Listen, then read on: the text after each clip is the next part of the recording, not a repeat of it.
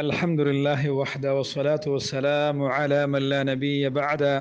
أما بعد السلام علیکم ورحمۃ اللہ وبرکاتہ۔ اللہ سے امید ہے کہ میرے گروپ کے سارے بھائی عافیت سے ہوں گے، اللہ آپ کو برکتوں سے نوازے۔ ایک دو تین میسج میرے پاس آئے پرسنل میں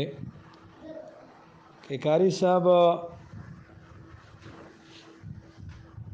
یہ رمضان میں کون سے اعمال ہم کریں جو جادو زدہ مریض ہو یا جناتی پرانا مریض ہو رہے سے رمضان کے اس بابرکت مہینے میں ایسے وظائف کرے کہ اس شیطانی مکاری چال سے ہم نجات حاصل کریں یا ہمارا مریض جو ہے وہ نجات حاصل کرے۔ تو اس موضوع پر میں نے تو اکثر یہ جواب دیا کہ اس مہینے میں اخلاص سے قیام اللیل کرے اور جس طرح سنت روزہ ہے وہ سنت کی طریقے سے رکھا کرے، جس طرح حدیث میں آتا ہے اللہ کے نبی صلی اللہ علیہ وسلم کہتا ہے من صام رمضان ایمانا و احتسابا غفر له ما تقدم من ذنبه۔ اسی طریقے سے دوسرا حدیث بھی وارد ہے من قام رمضان ایمانا و احتسابا غفر له ما تقدم من ذنبه۔ سیام اور قیام میں دو شرط ہے کہ ایمان کے وجہ سے ہو اور احتساب اجر و ثواب کی نیت سے یہ دو اعمال کیا جائے۔ تو جس طرح گناہیں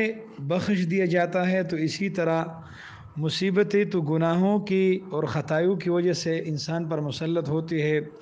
تو بھی اللہ کی فضل و کرم سے وہ بھی جاتے ہیں، اور اسی طرح قرآن کریم کا بار بار تلاوت کرنا اور سننا یہ بھی سبب شفا ہے، اور دعا کا اہتمام کرنا، ذکر کا اہتمام کرنا یہ بھی شیطان کی مکار چالوں سے بندے کو نجات حاصل ہوتی ہے۔ لیکن اس کے باوجود ایک خاص مجرب عمل جو ہمارے تجربے میں ہے، بس ایک راز کی بات ہے، بس آج صدقے کی نیت پر میں بتا رہا ہوں۔ میں کڈنی فیل کی جو مریض ہے وہ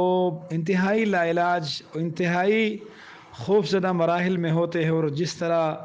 یہ کینسر کی جو بیمار ہے اکثر میں اس کو صرف ایک ہی وظیفہ بتاتا ہوں، وہ سورۃ انبیاء آیات نمبر 83 رب انی مسنی الضر وانت ارحم الراحمین کہ یہ پڑھا کرے۔ 18 سال بعد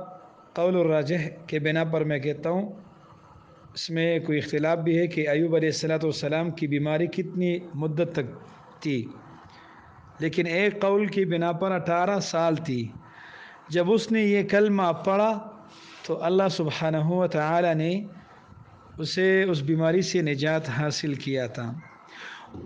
وہ بیماری کیا تھا اور کس طرح تھا، کس وجہ سے تھا، تو اس میں تو بہت تفصیل ہے، لیکن قرآن کریم کی ایک اشارہ آپ کو میں دوں گا، انشاءاللہ آپ سمجھدار ہو لے پھر سمجھ جائیں گے انشاءاللہ۔ سورۃ صاد میں آیات 41 میں ایوب علیہ السلام کہتا ہے ربہ انی مسنی الشیطان بنصب وعذاب، اے میرے رب شیطان نے مجھے مس کیا ہے بنصب وعذاب، بیماری و تکلیف اس نے مجھے دیا ہے۔ تو معلوم ہوا کہ یہ بیماری جو تھا یہ شیطان کی وجہ سے ہوا تھا، اور اس میں تفاسیر بھی ہے۔ ایک تفسیر میں آتا ہے کہ شیطان نے، وہ لمبی روایت ہے، تھوڑا سا میں اس کو اشارہ دوں گا کہ شیطان نے کہا کہ اے اللہ یہ تمہارا عبادت اس لیے کر رہا ہے کہ اس کی بہت زیادہ مال ہے، اللہ آپ نے اس کو دولت عطا کی اور بڑی زیادہ بچے ہیں اس کی، تو اس وجہ سے یہ آپ کا شکر گزار اور عابد گزار بندہ ہے۔ تو اللہ نے کہا کہ ایسے نہیں ہے۔ تو پھر اللہ نے کہا کہ جاؤ میں نے تمہیں مسلط تسلیط کی توفیق دیا شیطان کو کہا، تو پھر اس تفسیر میں ہے کہ یہ ایوب علیہ السلام کی جتنی بھی یہ حیوانات تھے اس پر پونک وغیرہ مارے اور سب بیمار ہو گئے اور سب موت کی منہ میں چل گئے۔ اسی طرح اس کے بیٹے اولاد بھی شیطان کی وجہ سے وہ بھی شہید ہو گئے، لیکن ایوب علیہ السلام نے پھر بھی شکر نہ چھوڑا، اللہ کی شکر گزاری پھر اسی حال میں بھی وہ کر رہا تھا۔ مین مقصد میرا یہ ہے کہ یہ بیماری جو تھا یہ شیطان کی وجہ سے ہوا تھا، اور 18 سال تک یہ بیماری چل رہا تھا، لیکن ایک کلمے سے وہ شیطانی جتنی بھی خبائث تھی ایوب علیہ السلام کے جسم مبارک پر، اللہ نے سب کو مٹا ڈالا۔ تو یہ کلمہ میں نے ایک عالم دین سے سیکھا تھا، تو رمضان المبارک میں خصوصاً یہ آخری عاشرے میں اگر 2 رکعت صلاۃ توبہ پڑھا جائے اور 2 رکعت صلاۃ حاجت پڑھا جائے راتوں رات اور اکیلے، اور یہ کلمہ 313 مرتبہ اخلاص سے پڑھا جائے، یعنی توجہ سے پکی یقین سے یہ پڑھا جائے کہ اللہ جس طرح آپ نے ایوب علیہ السلام کو نجات دلایا ہے اس بیماری اور مرض سے، اللہ ہمیں بھی اسی طرح نجات دلا دے۔ تو میرا یہ آواز جو میرا بہن بھائی سن رہا ہے کوشش کرے کہ خود بھی پڑھے، اور اگر خود وہ عافیت سے ہو اور صحت مند ہو تو اس کی گھر میں یا اس کی رشتہ داروں میں سے کوئی بیمار ہو تو اس کی نیت سے پڑھے، اس کے لیے دعا کی نیت سے پڑھے، اور جو بھی مریض آپ کی لاعلاج بیمار ہو، چاہے وہ جسمانی بیماری ہو یا روحانی بیماری ہو، تو اس کو یہ بتائے کہ آخری عاشرے میں اس کا اہتمام کرے، اور یہ دعا پڑھ لی بھی کرے، اور تقریباً 1 جیک یا 2 جیک پانی بھی دم کیا کرے، اس کو پی لے بھی اور نہائے بھی،